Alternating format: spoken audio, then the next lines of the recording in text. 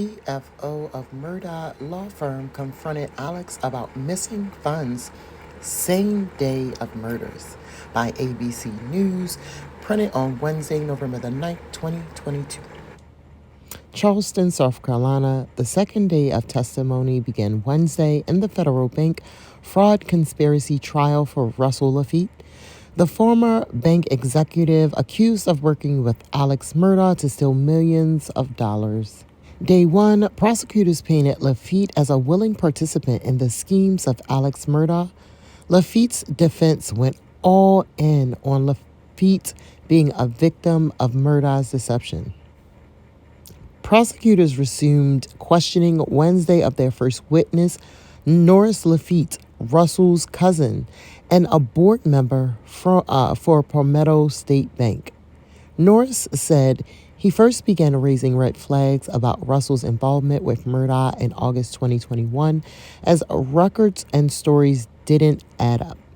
Norris Lafitte told the jury how in July 2021, weeks after Murdaugh's wife and son were murdered, he raised concerns about the substantial debt Murdaugh owed the bank in loans and mortgages.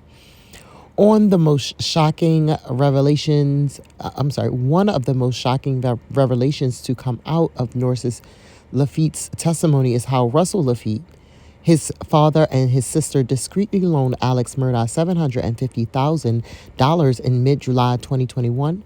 This was weeks after his wife and son were murdered. And Norris Lafitte says the loans were given with no collateral, nor did it go through a proper approval process at the bank. According to the evidence, the money was loaned for the purpose of Murdaugh renovating the family's beach house at Edisto Beach, but the money wasn't used for that. Instead, $350,000 was transferred by Lafitte to the firm of Chris Wilson, a friend of Murdaugh's and a fellow attorney. The other $400,000 was applied by Lafitte to Alex Murdaugh's checking account to the bank, which was overdrawn by $376,000 at the time. On Wednesday, Lafitte's sister-in-law, Janine Seckinger, the chief financial officer of Murdaugh's former law firm, testified that she confronted Murdaugh about the missing money on June 7, 2021. That night, Alex's wife, Maggie, and son, Paul, were murdered. Investigative reporter Drew Tip was in the court and provided live updates throughout the second day of the trial.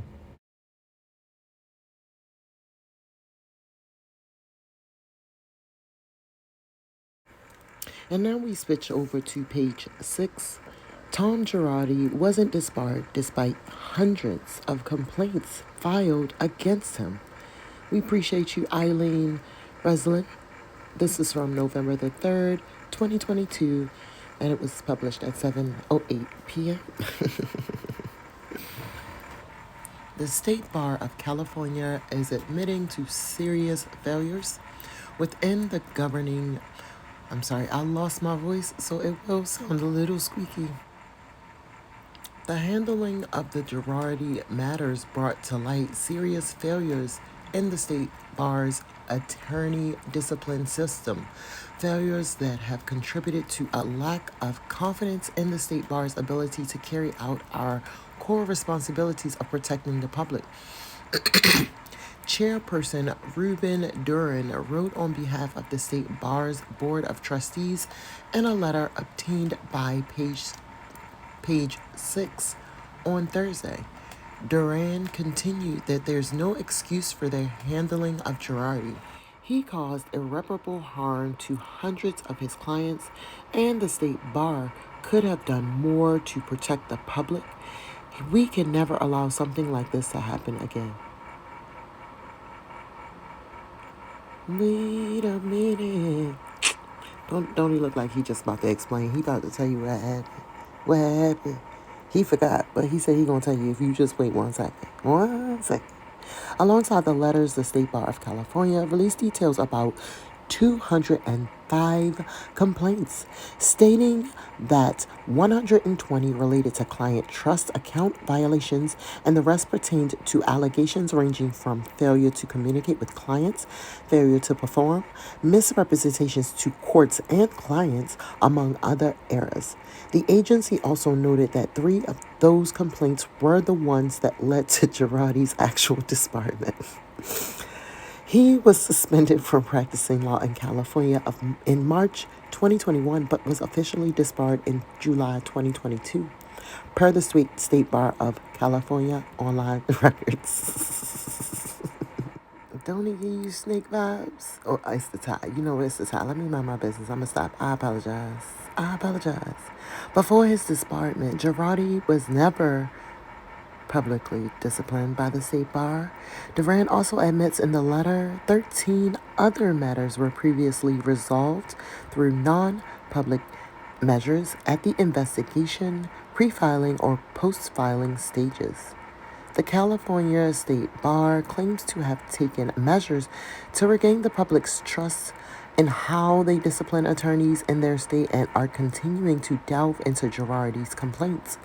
In the letter, the agency notes they conducted an audit of the already closed disciplinary matters involving Girardi and also launched a comprehensive investigation into those who worked alongside the disgraced lawyer to determine whether the state bar's mishandling of his complaints were due to his concerns. No way it could have been.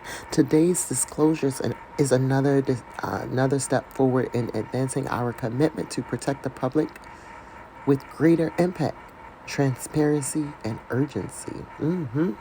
Duran said, the state bar is committed to doing everything in our power to prevent something like this from happening again. The California State Bar candidness comes on the heels of a lawsuit the Los Angeles Times filed against the agency in order to have them be more true.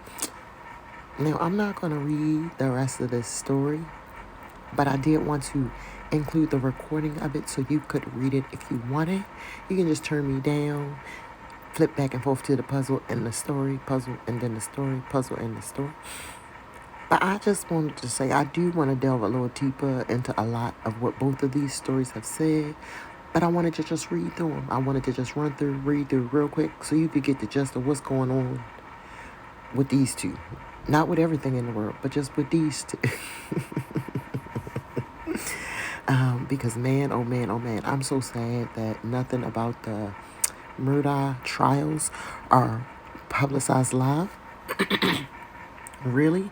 Most of it is... well, not that it's not publicized live. This Lafitte one, I'm sad that I couldn't see this one live. Let me just say it that way. This looked like this one had all the tea, and I didn't get to see it. But when I heard what happened, I had to read, and I thought it would be so interesting.